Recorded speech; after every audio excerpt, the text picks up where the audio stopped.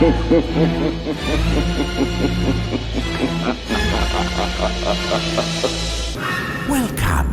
to the Cult Classic Horror Show. Every week, you can have the conversations you've always wanted to have about the films you love. Shut up! We're gonna get you. Not another peep. Get rid of your distractions and prepare yourself. Then lock your door. 5, 6, gonna crucifix. You got a big surprise coming to you. You're not going anywhere.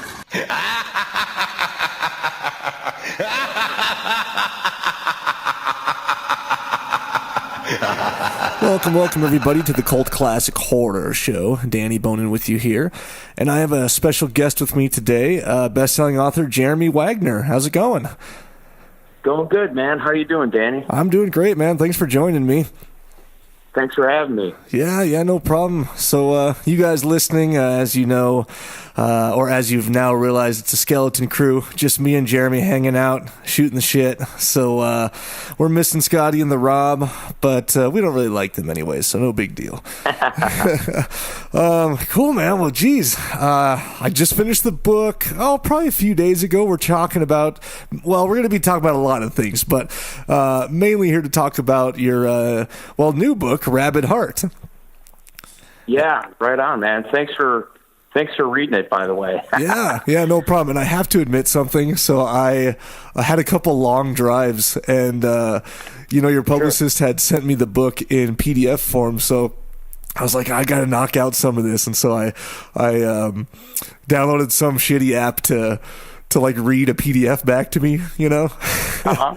and so for a lot of the book, it was just some lady that was horribly reading to me. Like, the man went through that door and went to, but hey, I still got the gist. I was still like captured listening to this robot talk to me.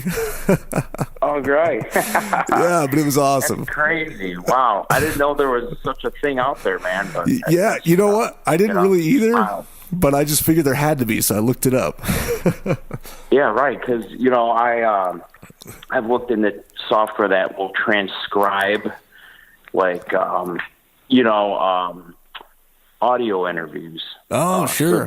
So some of the other writing I'm doing like an authorized bio on this famous chef. It's a bit of a departure from horror novels and stuff, but it's a really cool story, and it's really something I've never done before. But anyway, so I did like 30 hours of interviews with this chef, and I'm like, how am I going to transcribe all this shit? It's going to take me forever. So I was looking into software that could do, transcribe the audio. But I found out when I looked into that, it's not always accurate. Mm-hmm. It's sometimes, I read a bunch of reviews of people that used it, and it's not always accurate. It'll transcribe words into something else and whatnot. So I didn't want to risk it. So I actually hired an actual person to transcribe it all. But the point of telling you all that is, I never thought about it before, but yeah, they got to have something like, taking a PDF and having it read to you, while technology. you drive, or if you don't got time to read it, Yeah. Well, yeah, that's, I wouldn't think you could trust them super accurately, just like it wasn't reading it to me correctly. You got to hire someone to transcribe all that crap. Yeah. So, what a pain in the butt. Well, that's why they got audiobooks. Yeah. Still waiting for Rabid Heart. It's supposed to come out on audiobook. I'm still waiting. I'm hoping that'll be before the end of the year. I like audiobooks. So they're pretty cool. Yeah. And like you said, if you're doing long drives, man, that's the best. Oh, it is. Well, before we jump into Rabid Heart, I just sort of like to start a little bit farther back. You know how you're majorly do horror writing. I mean, you just mentioned doing something different, but I know a lot of your accolades have come from writing horror. Has horror been something you've always been into, whether it's reading fiction or movies, even at a young age? Yeah, really.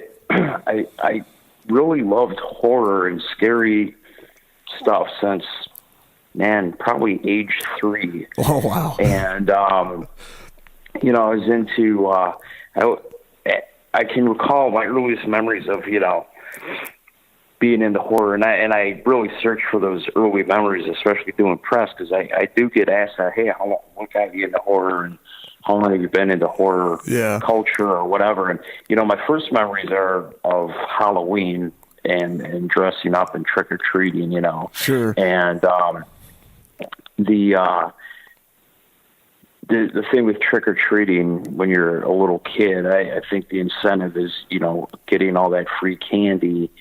And, you know, that was like paramount to me, you know, was getting free candy, but, you know, dressing up and whatnot was really cool. And I've got pictures in my family's photo album of me, like, doing, like, my own makeup and, you know, putting in, like, false fang teeth and all this stuff. And that, and literally going back to, like, being 3-4 years old, doing that stuff. And it's funny, years later, when I was a bit of an older kid, you know, I was so into makeup and doing this stuff. Like, I wanted to be like Tom Savini, man. He was like a huge influence on me. And it's funny because the first time I ever read about Tom Savini was at age 9 when the first issue of Fangoria magazine came out. Mm-hmm. My mom bought it for me. My mom's great. She's always like knew I was into horror stuff, so she'd give me, you know, whole monster magazines and all this stuff. And sure.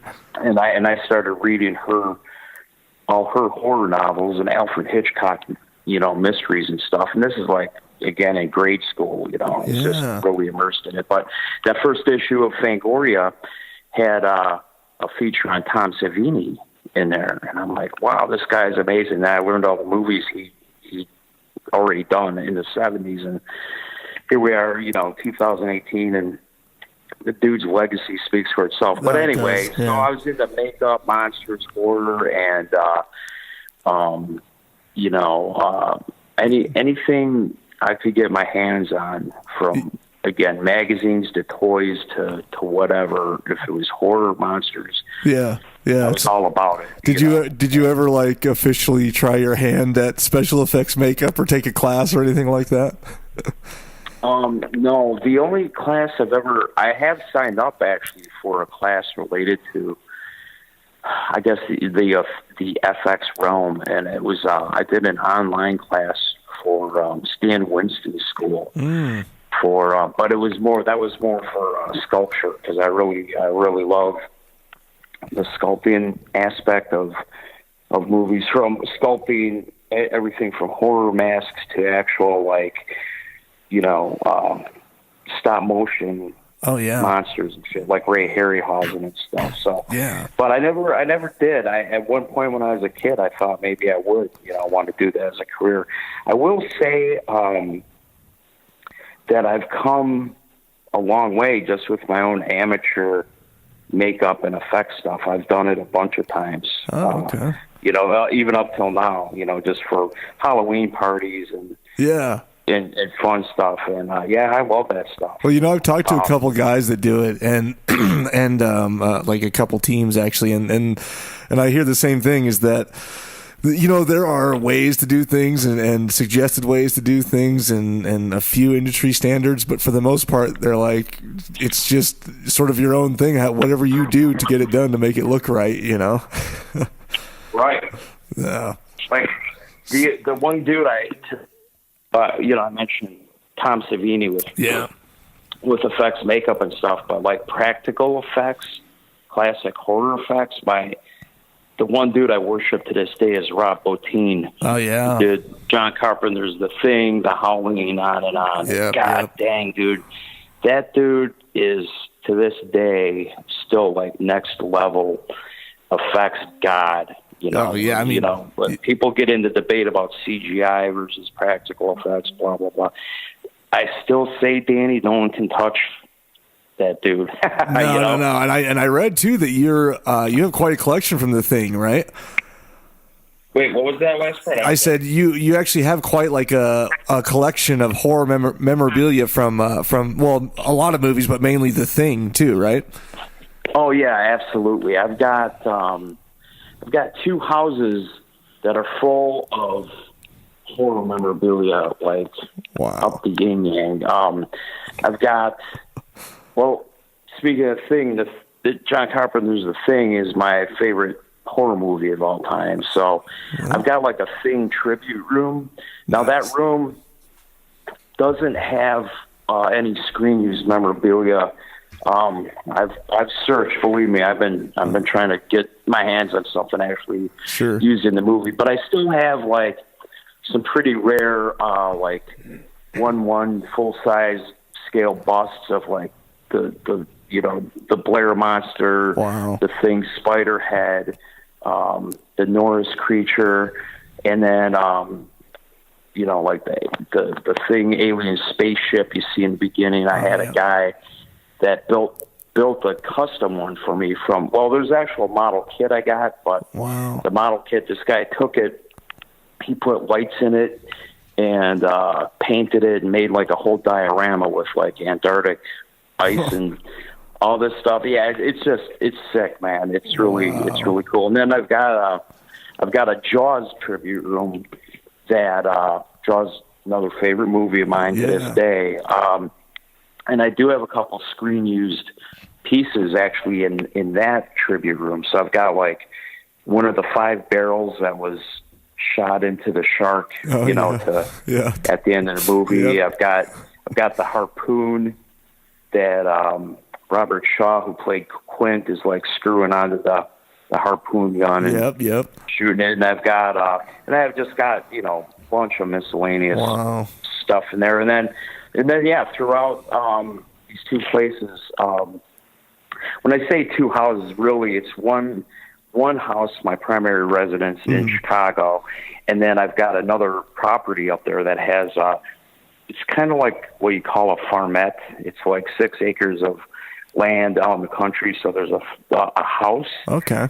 And I put my mom in the house, so she lives there, but I've got this barn, this huge barn that was completely gutted and redone, so it's like one part, art gallery, one part studio for my band Broken Hope, and then the rest is all, like one floor is all the rest of the horror memorabilia. So, and I'll tell you, Danny, I said recently to a few people, I'm like, I'm done collecting. I got too much crap. There's only so much crap you can have, and then like 2 days after I said that, this Ray Harryhausen statue became available. If anyone doesn't know Ray Harryhausen, he's a stop motion effects god who did Clash of the Titans, all the Sinbad movies, Valley Guanchi, which is a favorite of mine, and so he did these. Ray Harryhausen did these limited bronze sculptures, and back in the I don't know what years, 70s, maybe early 80s, and one of those popped up, and I'd only seen one before. Kirk Hammett and Metallica had one, and I'm like, that's insane, and it was just so cool. And sure enough, one popped up, so I bought that. But it's like, dude, I just, you just can't stop. It's funny because I know people that are really into sports memorabilia. Yeah, and I get it now. I sound like a hypocrite because I would always tell buddies of mine who had sports memorabilia, like, why do you collect all those hard, baseball hats that players wear of all these teams and all these, footballs? They got like footballs in like acrylic cases and shit, and they're like, you don't understand, man. And, I guess because I'm not part of that world, I didn't get it. But looking at my collection, because I get the same thing. Why do you need, all these variants of like the creature from the Black Lagoon, and stuff. Like, what's that all about? And it's like, oh, you don't understand. Yeah. But I'm, you know what, man? I'm a horror kid. So, going back to how I got into it, it's just something in me. I was always attracted to horror and monsters, and stuff as entertainment and just something cool. And all these years later, here we are. And I'll tell you, Danny, I'm still a horror kid. Yeah. That horror kid's never left me. And it's just branched out in different ways from, like, not just collecting stuff, but, as a writer as a horror novelist, horror short story guy too, that's how I also express my interest in horror and dark stuff is through fiction and lyrics and all that stuff. So, it's just something that's always been with me, man. Yeah. I just I really love it. I think we're all, we have a Facebook group too, where of horror people, a big horror community, and you just see grown men in there just letting out their child, because that's what we all are, man. We're all horror kids, horror kids. Exactly right. Yeah. So. Well, yeah, that's awesome, man. 2 houses full of collections of memorabilia and art, and that's and I mean, your wife is into it too, right? Is that right? To a certain point, she's, she appreciates. She definitely likes some of the stuff and appreciates most of it, and then there's just other parts of my collection where she's like. She's one of those people like, dude, when are you going to put the brakes on? I mean, how many different things do you need? Like I said, creature from the Black Lagoon or, or the Thing, how many thing pieces do you need? You have no room for them, Yeah. Oh, and that's another thing that's important to me, Danny, is with my collection. I know people that collect tons of memorabilia and they don't even display it. Yeah. They like have it locked up. It's in an attic. And it was always important to me to display everything I have. So with the space I have, which I'm fortunate to have and very grateful for, I actually have every damn thing I've ever collected on display right now. Wow. And it's just cool. I'm just picturing. I'm just picturing your homes like walking through a museum or something like that. Yeah, it is, especially my primary residence, because there's like a couple parts of the house have, like I said, that there's that Jaws tribute room, and then we have a movie theater that's a different section of the house that's got a ton of horror memorabilia. Wow. I mean, that's the theater itself is like, Wagner's haunted movie theater, because it's all, Wow, it's got like cabinets full of like those life-size busts I told you about when you walk up, and then there's life-size pieces too. Like there's an actual life-size alien. It's an exact replica of the original 1979 movie. Oh, wow. Alien, and that's really sick. And there's like full size creatures and stuff up there, and that's really cool. And then the other part of the house, though, is my wife is an avid art collector, and she acquires really amazing paintings from all over the world. So most of the house is actually got all this art through it. So it is kind of like walking through one part, like, private art gallery, museum. And then when you cross into my areas, you're now walking through a fun house. Yeah. Now I'm guessing that you probably don't have children, do you? I've got 2 stepkids. Okay. So when I married my wife, we've been together just about, I'd say, 10 years. Okay. And so when I got married, I didn't have kids, but my wife had 2 kids. So 1 boy, 1 girl. Now they're in their 20s now. Okay. They're like 22 and 24. So I was gonna say I can just see. Cool. I was just gonna say I can just see kids running around your house and you following their every move, going, "Don't fucking touch that." Oh, dude, it's funny, man. I used to really, when I was first got married, and was putting stuff in the house. I'd be like, "Don't touch this, don't touch that, blah blah blah." And what's funny is the kids, who I worried most about them and their friends, like touching stuff or breaking anything. Yeah. They were actually pretty respectful and just would, look at everything in awe. Okay. It was friggin' when we'd bring in sometimes a cleaning lady to do stuff, and the friggin' cleaning lady would be the one that broke shit, man. Yeah. So Wow. the kids were always pretty cool. The other thing that's cool about my stepkids, though, is they were always into horror and Halloween and makeup. So my stepdaughter, much like me when I was younger, she really got into makeup and special effects stuff, and she's still into that. And like, I think she wants to do something like that, and maybe as a career at some point. That's great. So she's in college, figuring out what she's going to do, but she has a real passion for that. Of course, I love that. And my stepson, same thing. He's really, really into horror.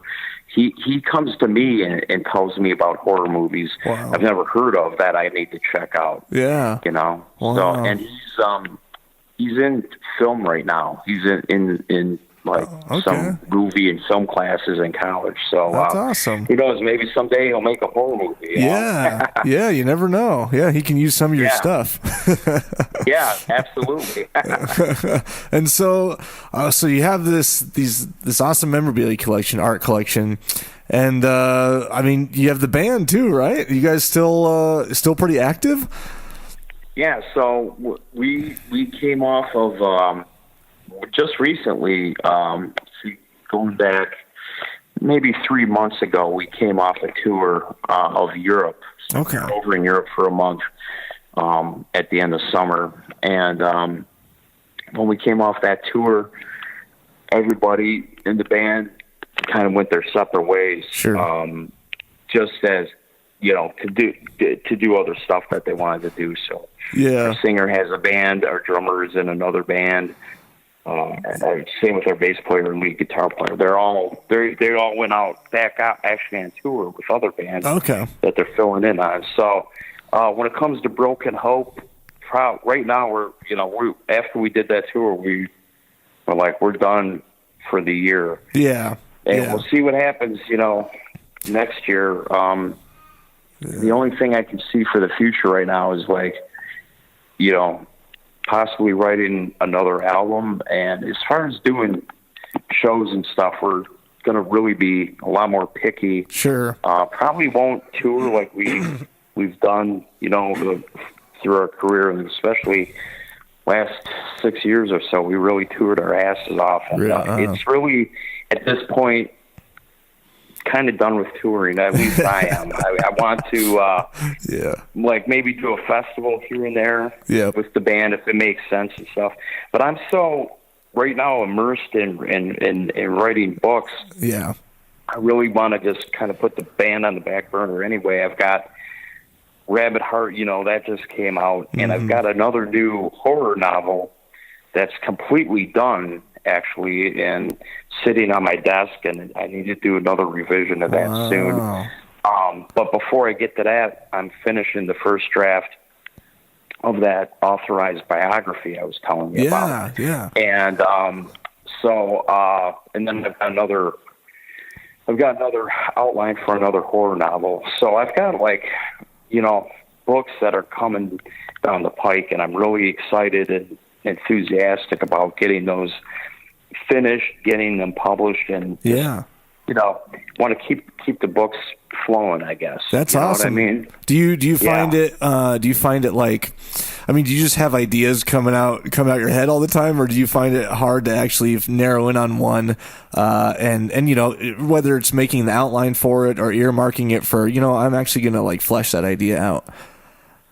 Yeah, that's a great question, and I tell you exactly what happens with me. I never, and I believe me, I am grateful for this. I never run out of ideas. I get ideas all the time, and the thing with my ideas is when I get one, I'm like, oh my God, that would make a great story. And usually when I have the idea, even instantly, I know that could be a short story or that could be a great novel idea. I know that much at least, Sure. So, for example, and I can get ideas anywhere. I could be at the grocery store, pulling a box of Cheerios off the shelf, and something out of nowhere in that mundane action of grocery shopping, something might catch my eye, or I see something that gives me, a totally off the wall, effed up idea for a story. And I'll have my phone with me, and I've got, my email and notes and stuff, and I instantly write down the idea, and I'll write whatever, say I'm in the deli of the grocery store, and I get this idea about some, dude behind the deli counter who's actually a serial killer. So I'll just write deli dude serial killer as a description, like in the body of the email, and it'll say story idea.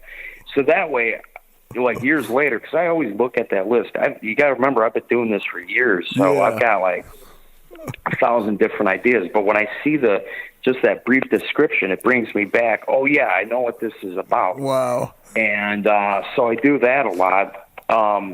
But then really narrowing down. Here's the thing: like with all these ideas, what ideas are more important or whatever. It's just really basically me reviewing either the ideas I've written down to see what I want to write next, or the other thing, Danny, is when I get an idea, sometimes one particular freaking idea will stick out so much with me that I won't just write down the idea and email it. I'll really try to flesh out the idea more till I get an outline and go, I'm really onto something. I'm so into this idea. Forget everything. I'm going to write this right now. And that's what's currently happening with, again, that new novel that I have done sitting on my desk, and another novel that I'm like 200 pages into. They were just those two upcoming books, whenever they see the light of day, were so interesting and fascinating to me, the idea I came up with, that I couldn't let it go, and I couldn't stop thinking about those ideas, so I had to get them out. And that's how it was with my first book, The Armageddon Chord, and that's actually how it was with Rabid Heart. And Rabid Heart was one of those stories, it's a novel now, but it started out as an idea, like I told you about. A lot of ideas, too, are like, what if this, what if that? And Rabid Heart started out as a what-if story. What if there was this young gal who's, lost her loved ones and her fiancé and was stuck in this George Romero nightmare world. And that was going to be a short story originally. And then once I started writing it, it just took off and grew bigger and bigger and bigger. And, when I was 30,000 words into it, I knew it was no longer a short story at all. I'm like, this is going to be a novel. And then here we are. So, but again, going back to what I said, these things all start as little seeds. These ideas are little seeds planted in my brain, and they, they're there. And if I could live to be as old as, like the great Stan Lee, who just passed away yesterday. Dude was 95, man. Oh, it's crazy. Still doing what he loved, comic books, everything, dude. I'd like to, like, if I could still have my wits about me and live to be 100, maybe I'll publish all these ideas someday. Well, yeah, man, it's not like a physical thing. You could write till you're dead. That's true. Yes, correct. That's so. Before we leave the band, I mean, you guys had toured a lot, especially over the last 6 years. Do you find it? I mean, obviously, it's hard to get really anything done on tour, but did you still find time here and there to like write ideas down, or do a little bit of writing while you're, riding the van or whatever? I did. I always bring my laptop with me on tour, and so that's got my word program and my current work in progress. So yeah, when I tour, I bring that with me, and I work on. I'm trying to write a little something every day. The other thing I do that is really important to me is read a lot. So if I can't write, keep working on my current work in progress on tour, at least I try to read constantly, because there's a lot of travel time and, a lot of downtime. And that's, really something that's important to me. So, okay. And what time, do you have for you guys, well, those who listen to the show know that. So my brother co-host, we have like a grindcore band, and oh, no kidding. Yeah. So I play guitar. He's the screamer, and we actually out of high school, like when we were 20 in our 20s, we used to get in the van and we'd tour a lot, like East Coast, West Coast, and just as we're older now with houses and we have like a couple basements to jam in, and we've sort of like just sparked it up a little bit again just for fun, and we've had some requests to tour again, and we're like, I don't know, we got kids now and stuff like that, and so I'm wondering what the tour life looks like for you guys. Is it still, I mean, are you guys in a bus? Are you in a van? Are you staying at hotels? Are you, what does that usually look like for you guys? Usually, since we started touring, when we came out of this hiatus back in 2012, we were gone for a while. So, we were on buses for a while. We've done a couple of tours in Europe where we've been in these splitter vans that have all the gear in it, and it's just us. Yeah. For club dates and stuff. So it really depends on the tour. Festivals, whatever's going on, Okay. Most tours we share a bus. That's how it's been. And then we, when we're in a van, and this is primarily in Europe, we haven't toured in a van in the States, since like the 90s, pretty much. So, but we do get hotel rooms when we're in a van. And over in Europe, what's cool is a lot of promoters will provide you with like either a hotel or a hostel, and stuff, so you can actually get cleaned up and sleep in a bed or something if time permits. And what's your grind band called? I'm curious. Our grind band's called Poolside at the Flamingo. Nice. Yeah. And so what are your influences? Influences would be like real heavy, either a mix between like real heavy thrash metal, like Nails, or Full of Hell, and then maybe if you cross that with some deathcore like Carnifex, or and we've like played with all these bands too and stuff, and even back in the day. So I just played with Full of Hell and Carnifex at two different festivals. Really? Okay. Yeah. During that last tour we did, we did one fest in Berlin, and Full of Hell was on there, and then we did one in the Czech Republic with Carnifex. But I love grindcore, and I really love like the old school grindcore. Like Terrorizer is probably one of my favorite bands of all time out of any genre. So Terrorizer, World Downfall, Napalm Death. Oh yeah, the classics. Like Potion. But check this out. My stepson, he worships Nails, dude. He worships Full of Hell, and he has a grindcore band that we actually took on tour. Oh no shit! Last year in Europe. Okay. Yeah, and his grindcore band's called Glory Hole Guillotine. Oh, nice. I love it. Yeah, so if you check them out, because they have a Facebook page, they just released an EP. But yeah, he's into all those bands you're into. I bet he would freaking love your band. Yeah, we probably like each other's band, man. Yeah, maybe we'll set up a little tour. Seriously. Yeah, he would jump on it, man. Yeah, hell yeah. Yeah, we did we were on like a little hiatus and started jamming again, and we just did like a short 10-day run with this band called Obliterate, and they're from Canada, and their drummer had filled in on a hardcore band that did a tour in Europe, and he said that, because we've never toured in Europe, and he said it was really awesome over there. Like they supplied them this like double-decker bus that was like a house on wheels, and they stocked the fridge with alcohol and stuff like that. So, oh wow, yeah. Sure. Yeah. So I don't know if that's like the norm over there, but that's pretty crazy. Yeah, we've been on those double-decker buses too. Usually when we have those, we're sharing it with like 3 other bands. Sure. I think that was the case. Yeah. Yeah.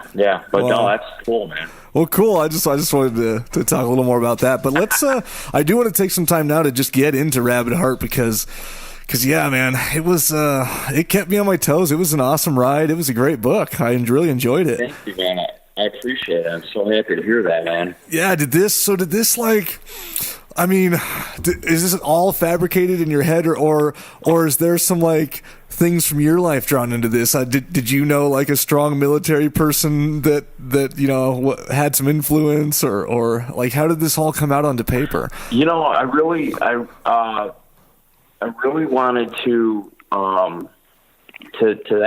that point is actually I wanted to write about a strong female character. Mm-hmm. Which was something I hadn't done before. And in my personal like reading life, I'm drawn to really strong female protagonists. And I was in my real life. I guess part of that is inspiration from true experiences. So I was raised by a really strong woman. My mom was a single mom. She raised my sister and I. Mm-hmm. And to that end, my sister, she's a really strong and inspirational person. And a lot of other women in my life growing up were all just really, really tough and independent. My mom came from this family of 10 kids. Wow. And it was a lot. That's a lot of kids. Yeah. And I've got all these aunts, man, when I was little that were like, I just remember them like, they were all about equal rights, sure, civil rights. Before my time, even my grandma would tell me like, oh yeah, your Aunt Mary, she marched in this march for civil rights. Wow. And did this and that, and that always stuck with me. And then, growing up with these women around me was really a positive influence and inspirational. So, like, I drew from my experience, with family like that, and it kind of wove it into Rhonda Driscoll, this young woman who, with the thing with, there's a lot of amazing, strong characters in Hollywood. You got Lara Croft, Tomb Raider, and you got the gal from Resident Evil, and all this stuff. And that stuff's a lot of fun. But with my character, Rhonda, her back, she's not like a superhero. She's actually like this regular gal from a small town in North Carolina who, she's a hairstylist. And she's got her friends. She's got her fiancé, Brad. And, she likes, watching Netflix and getting Starbucks and just kind of just like, whatever else a 21-year-old gal likes to do. She has some skills. She's a great firearms wielding markswoman, I should say. Markswoman, yeah. Exactly. Her father is a Marine colonel, so she grew up out in the kind of like out in the country, learning how to shoot and all that stuff. And of course that serves her well later in the story. But other than that, she's like just someone any of us could relate to. But she's definitely not, some timid, submissive creature. She's definitely a strong, spirited, strong-willed woman, and those personality traits also serve her well when she has to survive. But again, I drew things from real life to make Rhonda Driscoll the character that she is, and even just different things in the book were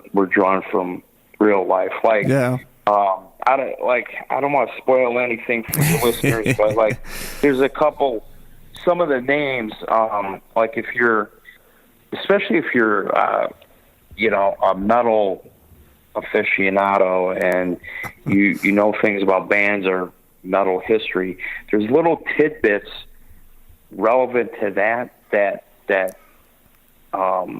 are placed throughout the book. Sure. Not even intentionally, kind of organically, but just came like out. In a review I read in Decibel magazine, like the journalist is like, Wagner's woven in all these little metal Easter eggs throughout the book that, if you know what it is, you'll know it when you read it. And I've heard that from a few people. So obviously from, being a metal fan and a metal musician, I guess that kind of worked its way in real subtle ways. But they're subtle, but if you know what it is, you'll be like, oh, that's funny. Definitely. And as a writer, they say write what you know. Mm-hmm. So with anything I've written, somewhere in there is some, even if it's not that big, it's still a sliver of something personally I've experienced or know something about, if you know what I mean. Yeah, well, and another thing you go into great detail on throughout the book is just the firepower they use and the calibers and all the weapons. Is that something that like you're already into, or were you having to look all that up and make sure you nailed it? Yeah, no, I've actually been I guess a gun owner since I was in grade school. I'll give you a backstory. I grew up in central Wisconsin, and so my grade school years and junior high years, and I grew up on a farm. And up in central Wisconsin, it's a huge, sportsman's paradise up there. So like everyone, people up there are really into deer hunting, duck hunting, any kind of hunting. They got a season, seems like, for everything. So I wasn't so much into hunting, but I was surrounded by hunters and, my dad, my uncles, and then kids I went to school with and all their fathers and uncles and family. So I guess, like shooting and guns, I had a fascination with, and it was a healthy fascination. I didn't like hunting because I don't like killing animals. And you weren't like a serial killer. I was in the fire. Yeah, exactly. Yeah. And so I had a Daisy BB gun when I was really little, and from there I went, graduated up to having a .22 rifle. And one thing that was cool that my mom did, because my mom was like, was never really into guns and stuff. And she's like, well, if you're going to be shooting actual rifles and, you got this .22 you were given as a gift, I want you to have like some training and stuff. So what I did is my mom put me in this, it was called Hunter's Education, Hunter Safety, which is really safety. It's like for those who don't know, it's like the local sheriff's department trains you how to use guns properly and the safety of guns and what why they're not toys, and to respect them and handle all kinds of firearms. So from revolvers to rifles to shotguns, that kind of thing. So I was in grade school, and I got the sheriff and all the deputies, all these big giant, redneck Central Wisconsin law enforcement dudes teaching me gun safety and hunter safety, and also telling me just insane fucking stories about, improper gun usage and shit that they've had to, Oh, I'm sure. Come across. It was crazy. But anyway, I graduated. I still have my hunter's safety, gun safety patch that you get when you, that's great, whatever, pass the class. Yeah. So to your point, I've always known a lot about firearms, and I've owned a lot of different firearms over the years. Not so much anymore. I've got a few here and there, but a really good friend of mine in Santa Rosa, California, has this amazing gun store, and his gun shop's probably the biggest in Northern California. Oh wow! And it's called Sportsman's Arms, and and that guy Gabe, one of my best friends, he's turned me on to newer, firearm types of firearms coming out, different models, different manufacturers. So I learned a lot about him, and actually, with all the knowledge I have, I still, when it came to my book, I still had to do some research on guns. So Rhonda Driscoll's main firearm is an M4, so I did a lot of research on that. I never owned an M4, so I needed to learn a bit more about that. Yeah. And then there's a whole section of the book that I actually cut out because it was too.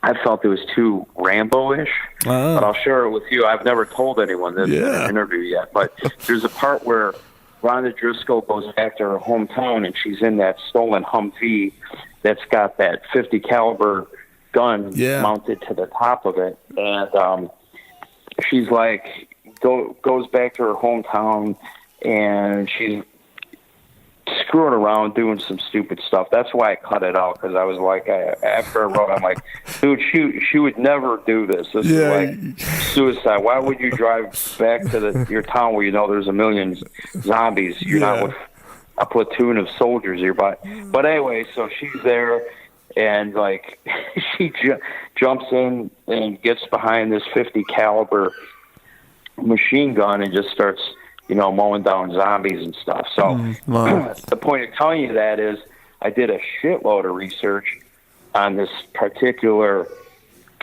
50 caliber machine gun, how the ammo was loaded down to like the butterfly triggers and how it would move on this pinto mounted, chassis thing. And I really did a lot of research, but I ended up scrapping that, but anyway, I love research anyway, so I learned something. No, that's cool. That's just one thing I picked up. I'm reading it. I'm like, oh wow, yeah, he really knows what they are used for these things. So it definitely helped me to sort of envision it a little bit better as a reader. So I liked it. Great. Yeah, well, and so. The story, she's such a strong female character, and then I don't want to give anything away either, but you have this I really like the character of her father, because there's certain times where I'm reading and he's hard to pin at first. Like at first you think maybe he's this just total hard ass that will give her no leniency, and you're especially thinking that when she ends up leaving the compound, and but then as we get to know him a little bit more, he still does have some love for his little daughter, and he's not just all Marine hard ass, Right. Yeah, there's one thing I've been around. I'm just remembering this now. I didn't think about it before. When you asked me, like, do you draw from real life? Did you know any military personnel? There was a guy I did know, man. He was like a pretty high-ranking Army dude who happened to be my Boy Scout troop leader. He had two sons in Boy Scouts that were like right around my age. This is going back to grade school. So Yeah. we would go to an actual armory where they had all the tanks and deuce and a halves and all the soldiers trained. That's where we had our Boy Scout meetings. And this dude, like, he was not to sound cliche, but he was kind of a hard ass. Like he made the Boy Scout troop like felt like you were boot camp sometimes. He'd be doing push ups and he'd say shit like you know, if you're screwing around, Wagner, step up. Quit screwing around, or your ass is grass and my boots the lawnmower. Yeah. That would be the thing he would always say. Scare the shit out of you, right? Yeah. But he was a great, troop leader, tough, and all those principles that he had as an army sergeant or whatever rank he was. He kind of instilled that in you in a positive way. And then you could, I can recall how he was around his sons. He was tough. He made them, he didn't give them any special privileges being in our Boy Scout troop, but he was definitely a great father to them. And, so that kind of thing, when I did, Colonel Driscoll, I didn't want him to be like a cookie cutter fictional, Marine colonel in the midst of a zombie apocalypse. Mm-hmm. This guy, everything I do, Danny, again, with like Rhonda or her father, any character, I always make sure that what I'm telling their story, that the reader is getting the human aspect of them, that they have flaws, complications, or they're in situations that are really effed up that they're trying to deal with. And when I write that type of stuff, I put myself in their shoes. Like, how the hell would I handle this? So you got Colonel Driscoll, he's trying to manage a Marine base that's got only X amount of actual legit Marines and other military personnel remaining in that Marine base. Yeah. And he's got a shitload of civilians who were rescued and fortunately got, behind the walls and are safe and protected in there. And, he's like the dude everyone looks up to, and he's trying to manage all these different people and trying to figure out what to do next, because outside those walls is pure hell, pure chaos. Yeah.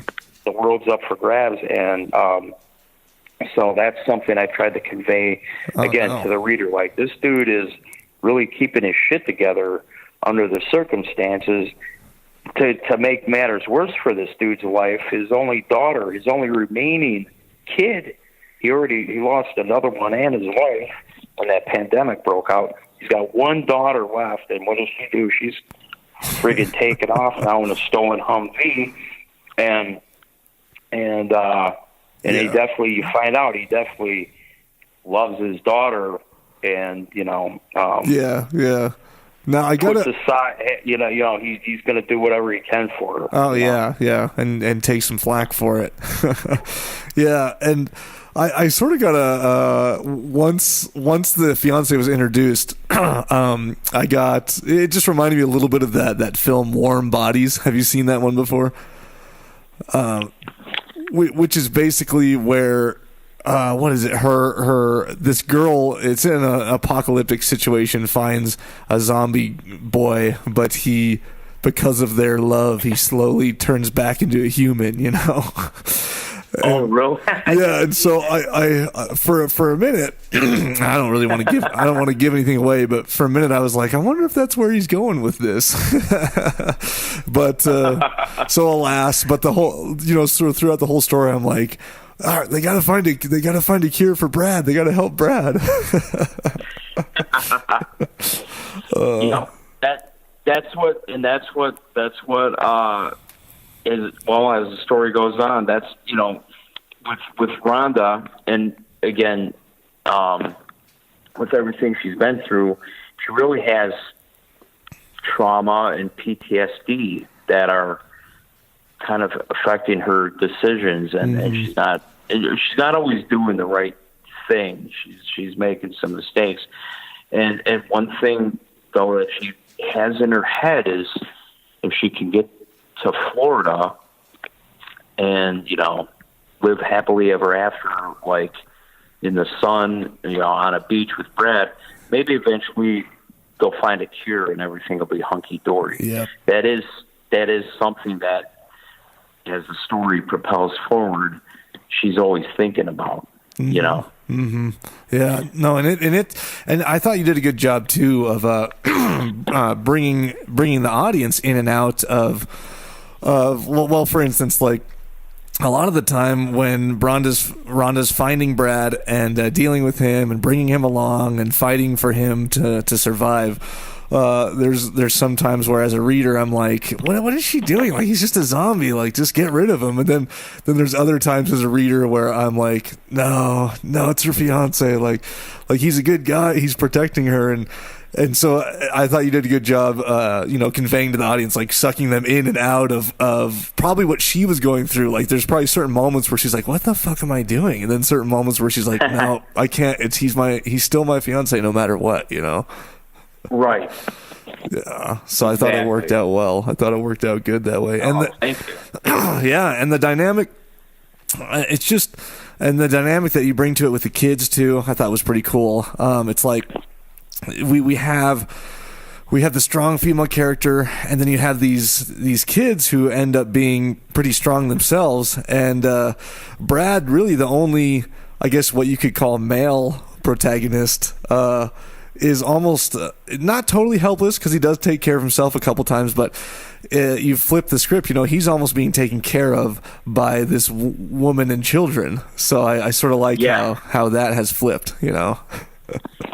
Right, exactly. And to that point too, him being taken care of is sort of a prominent, not theme, I guess, idea, if you will, but being taken care of. Because when you look at Brad, he's impaired. He's an impaired person because this necrorabies that's ravaging his body and his brain and, made him, he's essentially sick. Yeah.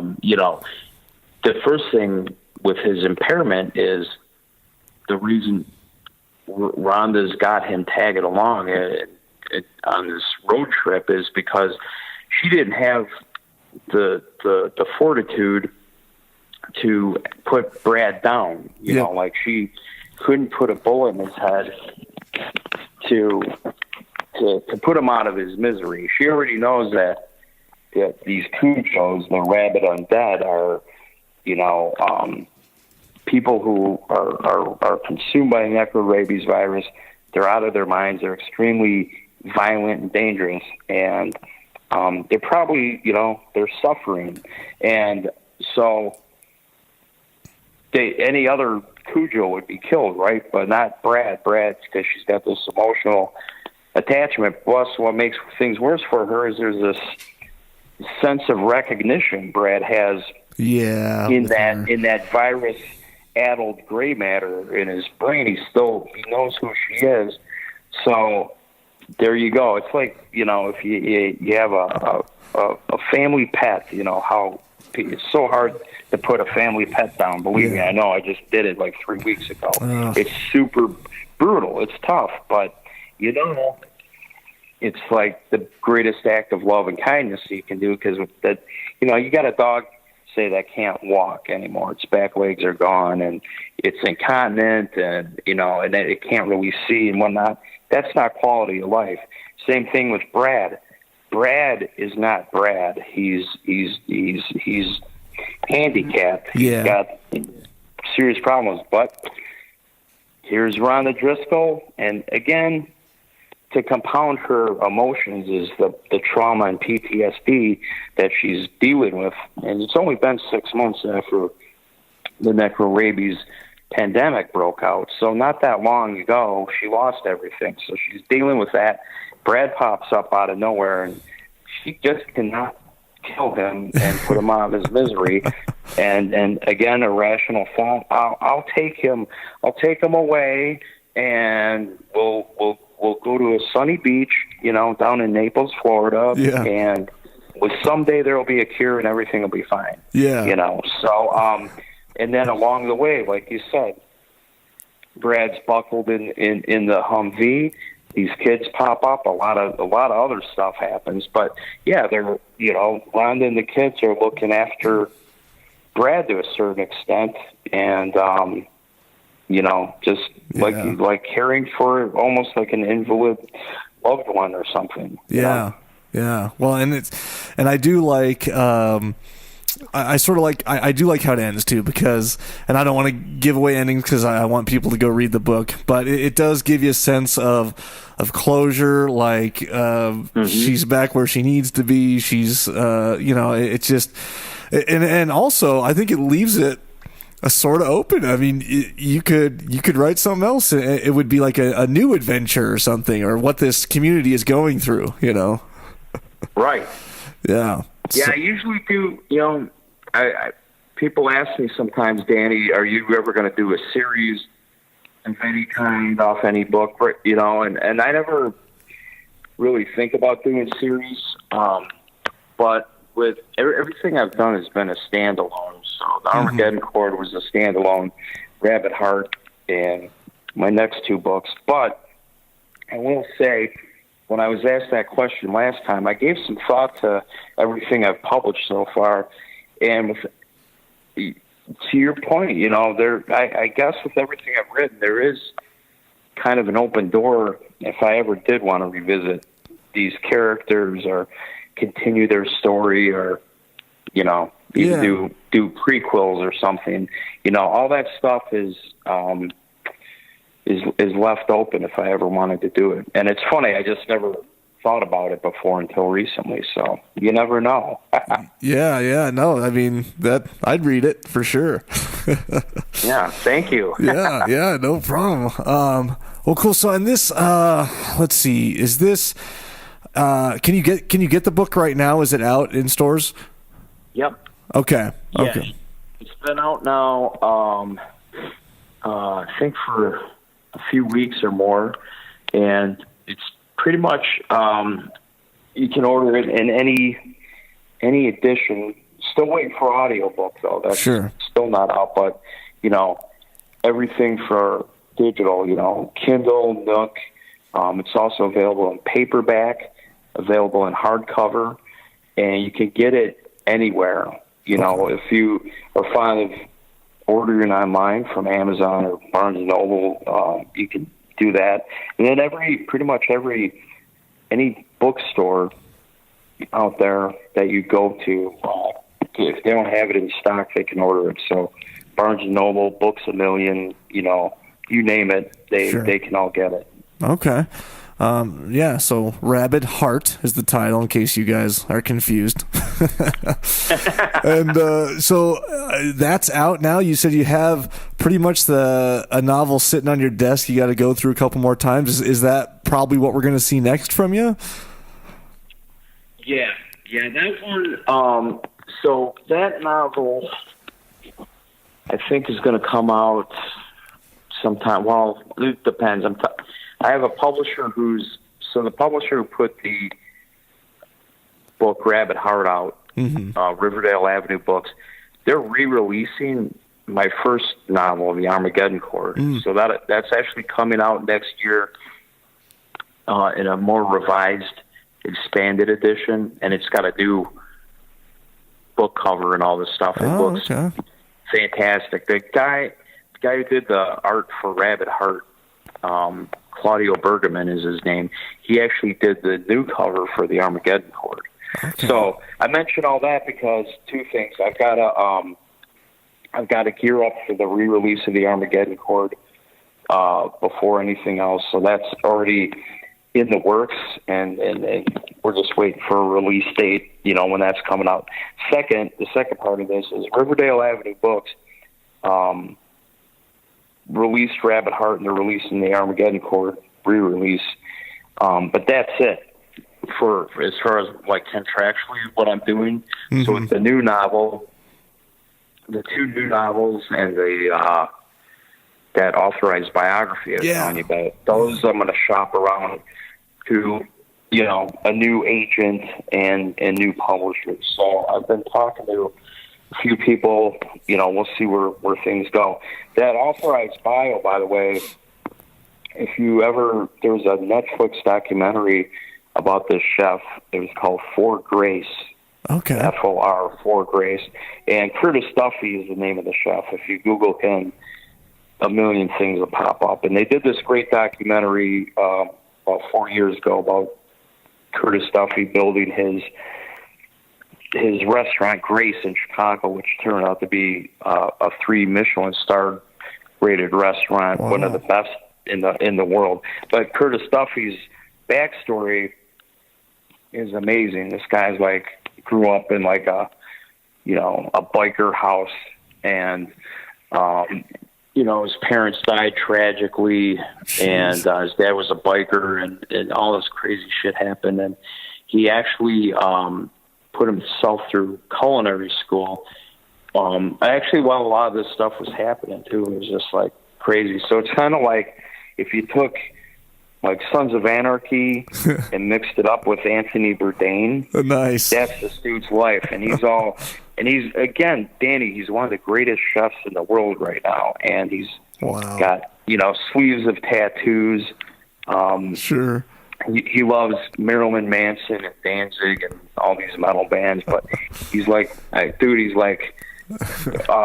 in his whole story and where he's at in life. It's just an amazing story. So he's also a good friend of mine. So that's how this story kind of landed in my lap. So so this authorized Chef Curtis Duffy bio is the first draft's pretty much done. So I'm just trying to get this, you know, revised, get those other horror novels revised, and then just bam, bam, bam. I just want to ideally see them come out, you know, one after another. That would be great. Then I got more, as you know, I got 1,000 ideas, bro.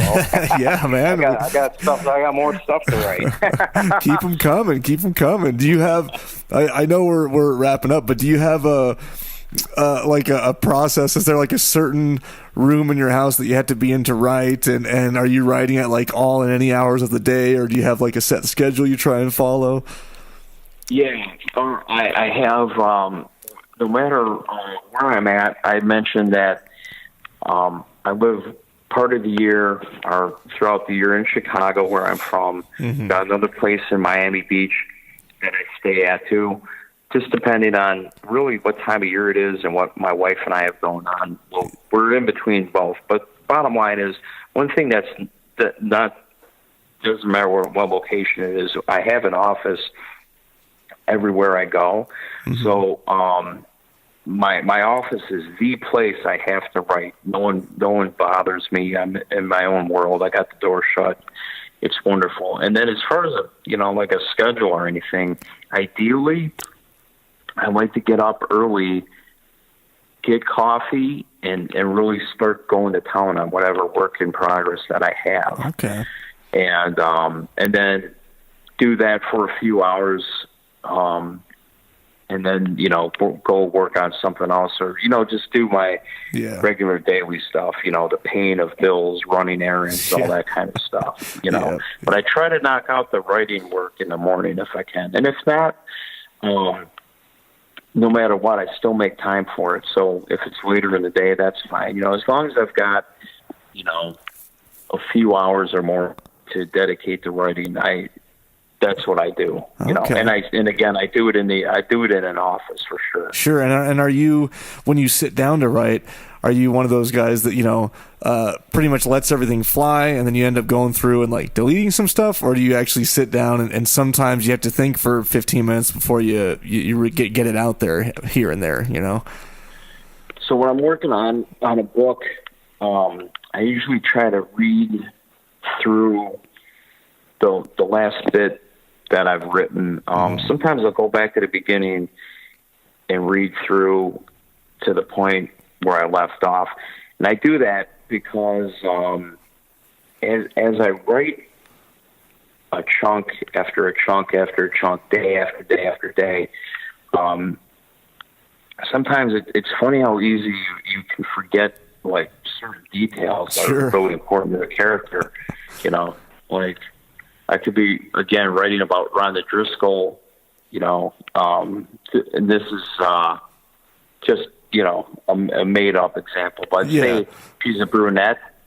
But when I start rereading, she started out as a blonde. Yeah. It's like, what happened to her hair color? How this changed? So it's crap like that. You gotta hammer out and fix. So it's always refreshing to, before I start writing, to start at the current work in progress and read it from the beginning to where I left off. That way, facts, details, everything drives and flows, and it makes it easier. Because if I didn't revisit it daily, if I just blew out a first draft and then went back to revise it, man, there's sometimes a lot of the work and the details and stuff. I'm sure. Sometimes gets so mishmashed. I learned that early on as a writer. To refresh yourself and reread the current draft in progress. And I learned that actually from a great author, Dan Simmons. And Dan Simmons, if anyone, he wrote a book, and people who might not know his books, he wrote a book called The Terror that AMC made a mini-series out of, The Terror. Okay. And he's an author I really love, and he actually taught me about rereading the current draft every day to the point where you left off, to keep the characters' facts straight, keep details straight, and and to also, when you get to that point, when you reread it to where you left off,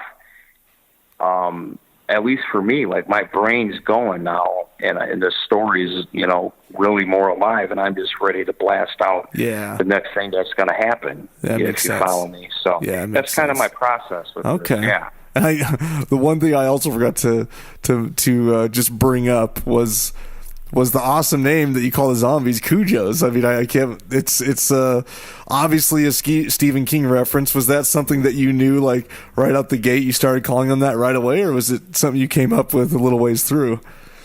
Well, for me, one thing about Rabid Heart was I had this idea for the story going back to like 2010 or something like that, and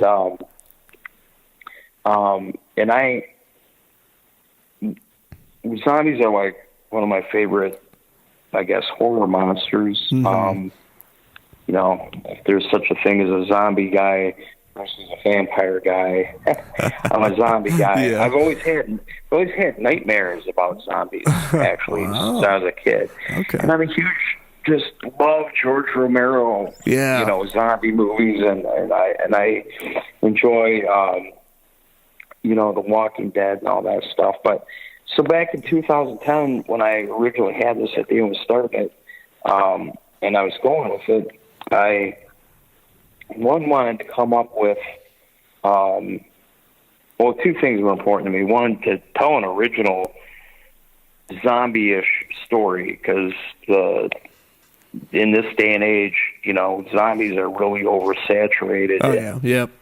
Everything, movies, TV, to toys, to comic books, and everything. And it's like my love and passion for this story and my love and passion for zombies is huge. But I didn't want to, I was, there was a point, actually, Danny, where I was like, I don't know about this book.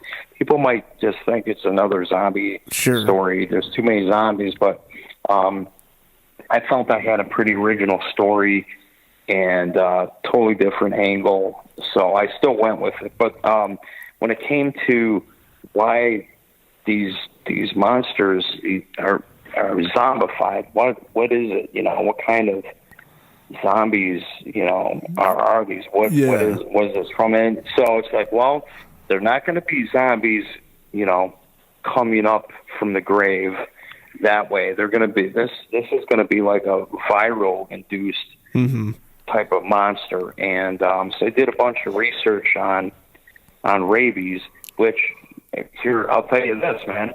Talk about writing what you know. I actually, when I told you I lived in Wisconsin as a kid, yeah, I got bit by a rabid cat. Oh, really? And and rabies was rampant at that time. It was in the early mid 70s in this part of Wisconsin, and it started with skunks that got rabies, and then all these,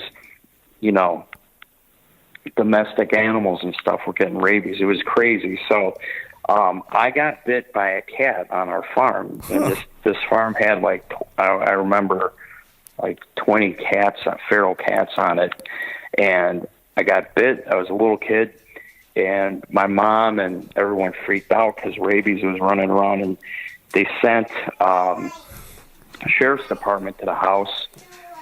They found the cat actually that bit me, and it had died. It died of rabies. But they didn't know. They suspected it might have rabies when they found it. Sure. So they what they did back then is they actually cut the head off of the cat and bagged it up and sent it to the state capital, Madison, Wisconsin, where they had some kind of rabies lab with scientists or whatever, and they cut the head open because that virus is in the brain and everything. Mm-hmm. So sure enough, that cat had rabies, and damn, dude, I had to get. This is why to this day I'm scared of friggin' needles, man, and the syringes. I had to get 22 rabies shots in my stomach, one a day for 22 days. So I'm 4 years old or something, and dude, by the third time, they had to took 4 nurses to hold me down because I was I'd see that hospital and start freaking out and stuff. Wow. But the vaccine they give you for rabies back then, I think it's different now, but it was dude, this needle looked like it was 5 inches long, dude, and it would go. They put it in your stomach, and then it was, dude, the most horrible experience. So that whole rabies shit.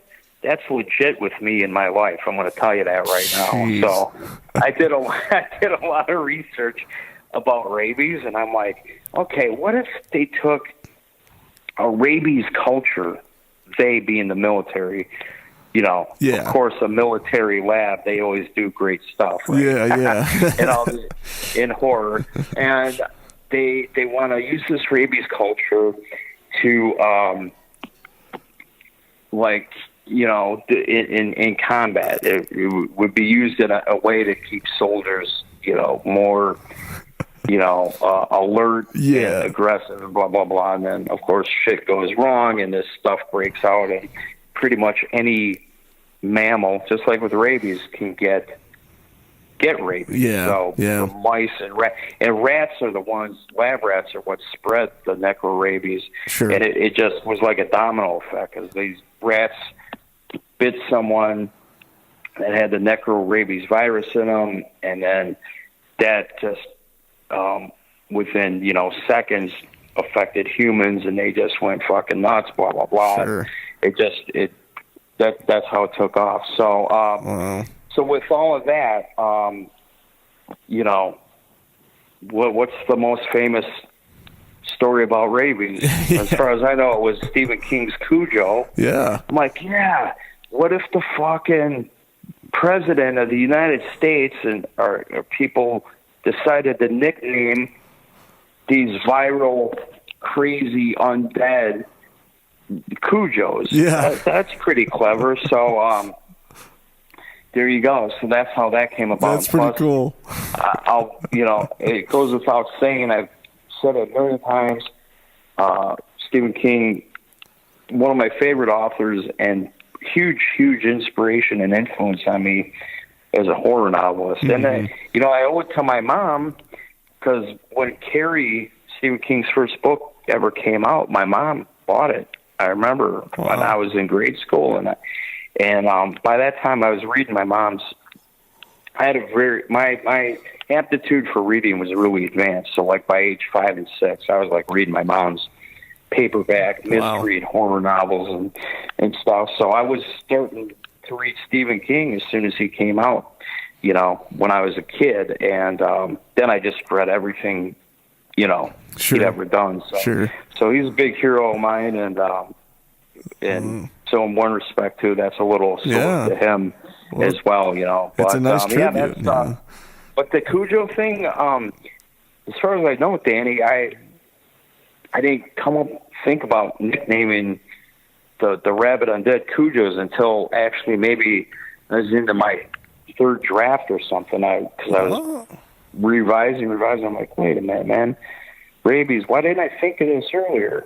They should call these fuckers Cujos. So that's how it happened. Oh, shit. Okay, wow. So you ended up having to go back through and throw it in here and there, huh? Yeah. Yep. That's cool. I like it. Well, cool. Well, yeah, man. So Rabid Heart, everyone listening, you guys jump online, go to your local bookstore, ask for it, pick it up. It's an awesome book, and I know personally I'll be excited to see what you come out with next. Yeah, thank you, Danny. I appreciate it. Yeah, and thank you so much for taking the time to talk to me today, and it was a pleasure. Dude, it's been great, man. Thanks for having me on Cult Classic Horror Podcast, and I hope you and all your listeners enjoyed my rap today. Thank you again. Awesome, man. Well, cool, and thank you guys for listening. We'll catch you on the next episode. Don't you blame the movies? Movies don't create psychos. Movies make psychos more creative.